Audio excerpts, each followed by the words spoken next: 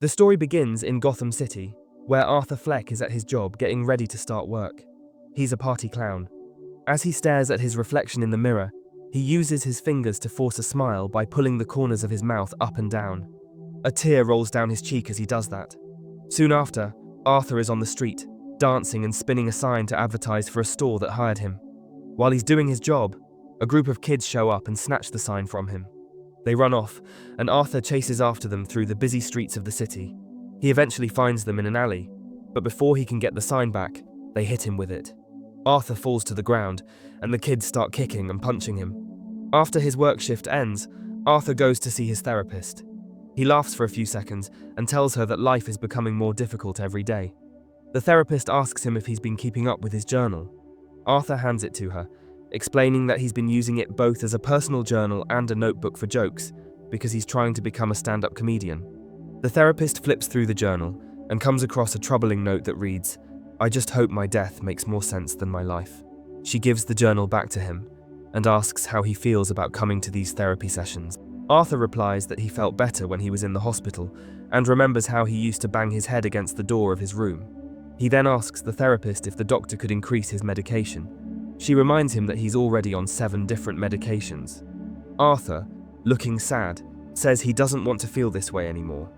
After the session ends, Arthur takes a ride on the bus.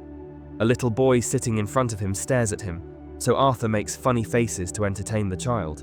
But the boy's mother doesn't appreciate this and tells Arthur to mind his own business. Arthur suddenly starts laughing uncontrollably. When the mother gets upset, Arthur hands her a card that explains his laughter is due to a neurological condition. After getting off the bus, Arthur stops by the pharmacy to pick up his medication. He then goes home to the apartment he shares with his mother, Penny Fleck. As soon as he walks in, Penny asks him if they got any mail today. Arthur says no, and Penny wonders if Thomas Wayne, her former boss, has been ignoring her letters. Arthur tries to calm her down by reminding her that Wayne is a busy man and suggests she should eat something. He helps her by cutting her food and then lies down beside her in bed. Together they watch the Murray Franklin talk show on TV. While watching, Arthur drifts off into a daydream. He imagines himself sitting in the audience of the show. Murray Franklin, the host, notices him and asks him to stand up. Arthur introduces himself and tells Murray that he takes care of his mother.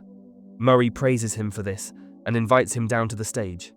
As Arthur walks toward him, the audience claps for him. When he reaches Murray's side, the host tells Arthur that he would gladly give up his fame and TV career to have a son like him. They embrace as the crowd cheers. Arthur smiles, still lost in his dream.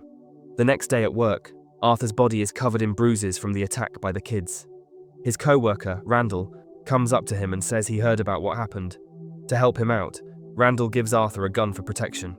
Their other co-worker, Gary, interrupts them to let Arthur know their boss wants to talk to him. Arthur goes to his boss's office, where he's told there's been another complaint about him. The boss mentions that Arthur disappeared and didn't return the sign he was supposed to use for advertising. Arthur tries to explain that some kids stole the sign, but his boss doesn't believe him, saying no one would steal a sign. The boss then tells Arthur he'll have to deduct the cost of the sign from his paycheck. As the boss continues to scold him, Arthur stays quiet, smiling through it all. After Arthur's meeting with his boss, he steps outside, filled with frustration, and angrily kicks a trash can. Later that day, when he returns to his apartment, Arthur shares an elevator with his neighbor Sophie Dumond and her young daughter. As the elevator briefly stops, Sophie remarks that the building is terrible, and she jokingly makes a gesture like she's shooting herself in the head. Arthur smiles, and when they reach their floor and get off, he mimics her shooting gesture as well. A little while later, Arthur is giving his mother, Penny, a bath. She keeps asking about the letters she's been sending to Thomas Wayne, thinking he's a good man who wouldn't want them to live in such poor conditions. Arthur tries to calm her down, saying she shouldn't worry about money because his stand-up comedy will soon take off, and he'll make it big.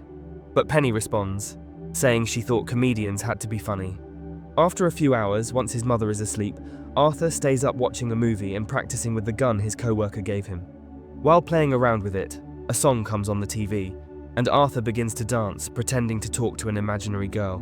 But suddenly the gun goes off, leaving a hole in the wall. His mother wakes up and asks what the noise was. Arthur quickly tells her it was just a war movie playing on TV. The next day, Arthur begins following Sophie around the city, even trailing her on public transportation. That evening, he attends a stand-up comedy show, taking notes as he watches the performance. When he returns home, he continues working on his notes, writing, "The worst part of having a mental illness is people expect you to behave like you don't have one." His thoughts are interrupted by the sound of the doorbell. When Arthur opens the door, he finds Sophie standing there. She asks him if he's been following her, and Arthur admits that he has. Sophie jokes, asking if he was planning on robbing her. Arthur playfully responds, saying he could do it now, which makes Sophie laugh. She tells him he's funny, and Arthur takes the opportunity to invite her to his stand-up show. Sophie agrees before heading back to her apartment. The next day, Arthur is dressed as a clown, entertaining kids in a hospital. During his act, his gun accidentally falls to the floor. He quickly picks it up and nervously asks the children to keep it a secret. However, later that night, Arthur receives a call from his boss, who is furious about the gun incident. Arthur tries to explain that the gun was just a prop, but his boss doesn't believe him, especially after hearing that Randall told him Arthur tried to buy a gun from him the previous week. Arthur gets fired, and in a fit of anger, he slams his head into the glass of the phone booth. Afterward, Arthur takes the subway to go home. On the same train, 3 men in suits are harassing a young woman. Arthur suddenly starts laughing uncontrollably, causing the woman to leave. They start to approach Arthur. They grab his wig and his bag, making fun of him and asking why he's laughing. When Arthur tries to explain and get his things back, they begin to punch and kick him. But this time, Arthur doesn't stay down. He pulls out his gun and shoots 2 of the men. The third man runs off the train when it stops at the station, and Arthur chases after him. He follows the man up the stairs and shoots him there. In panic, he runs out of the subway station, dashing through the streets until he finds a bathroom in a nearby park. Once inside, Arthur takes a moment to collect himself, and then, strangely, he begins to dance. Later that evening, Arthur returns to his apartment building and knocks on Sophie's door. When she opens it, he steps inside and kisses her.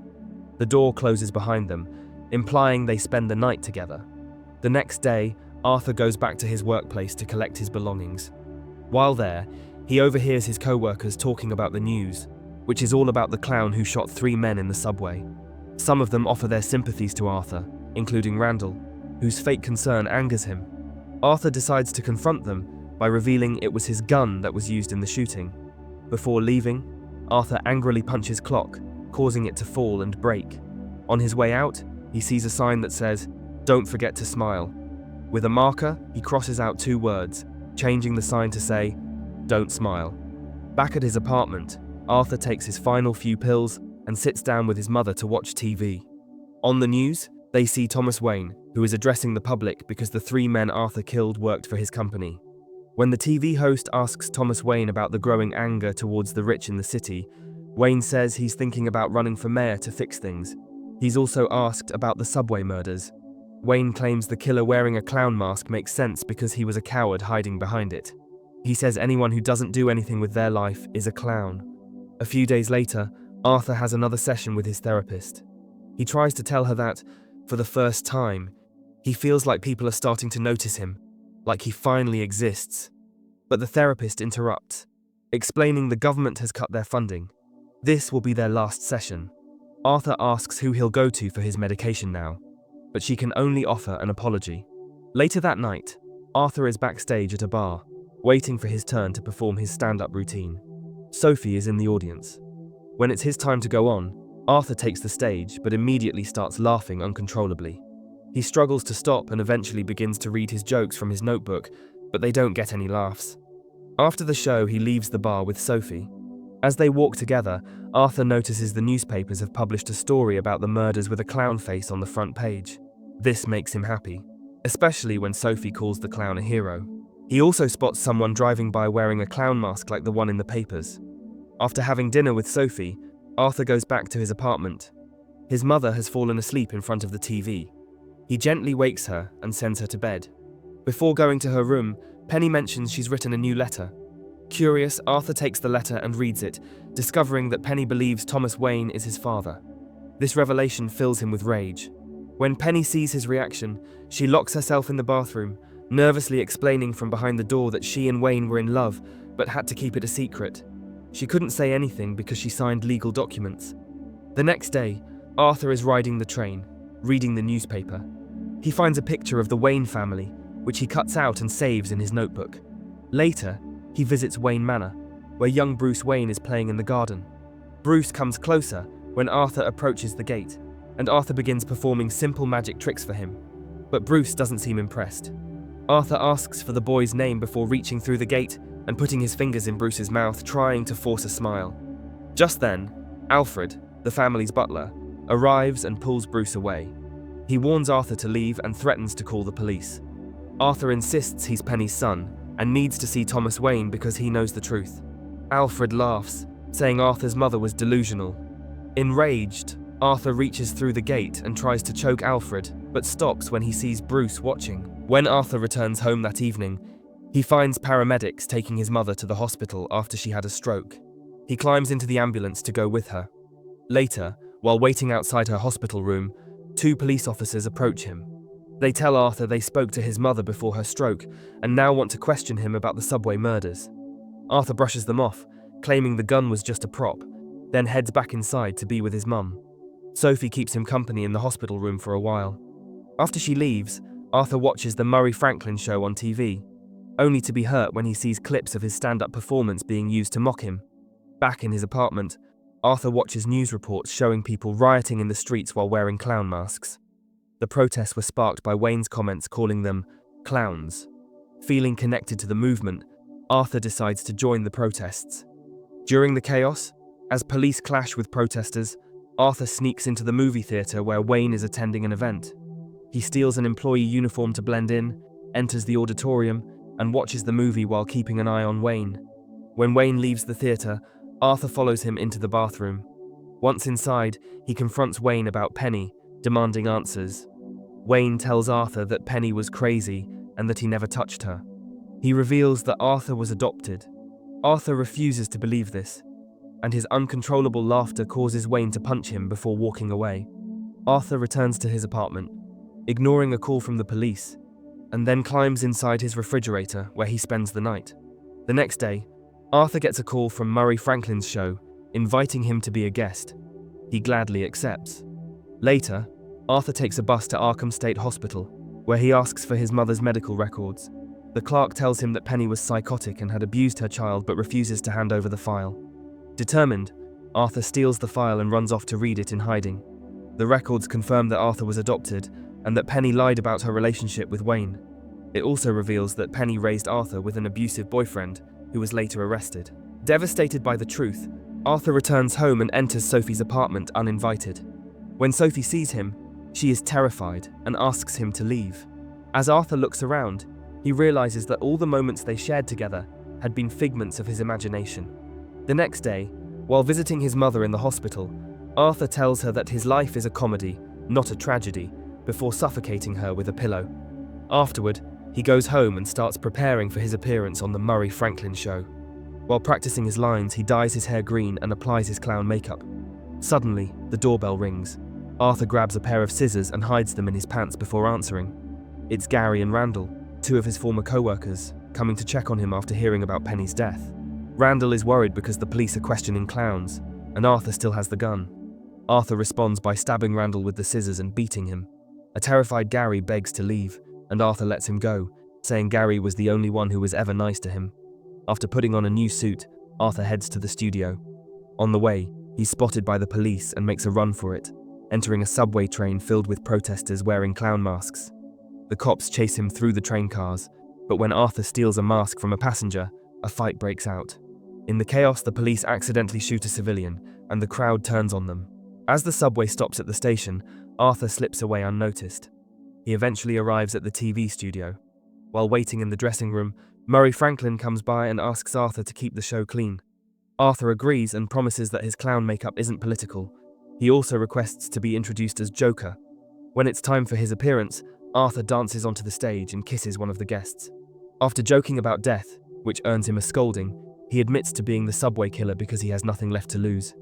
He goes on to deliver a speech about how society has failed people like him and how Murray brought him on the show just to mock him. Arthur then pulls out a gun and shoots Murray on live television. The broadcast cuts out, and Arthur is arrested. As he's being driven away in a police car, he sees the riots happening all over the city, with protesters wearing clown masks. Arthur calls it all beautiful, before the car is suddenly struck by an ambulance, knocking him unconscious. The protesters pull him from the wreckage and place him on the hood of the car. Meanwhile, in another part of town, the Waynes are leaving a theatre when a protester follows them. After telling Thomas Wayne that he deserves it, the protester shoots both Thomas and his wife, leaving young Bruce alone with their bodies. Back with Arthur, he wakes up to find the protesters cheering for him. He stands on top of the car and performs a dance for them. Noticing blood running from his nose, Arthur uses it to draw a larger smile on his face. Days later, Arthur is shown in Arkham State Hospital. A therapist asks him what's so funny, and Arthur replies that she wouldn't understand. He starts singing as he leaves the room, dancing down the hallway, leaving bloody footprints behind. And that's where the story ends. Kindly tell me your thoughts in the comments. Subscribe and press the bell icon if you liked the video. Stay safe.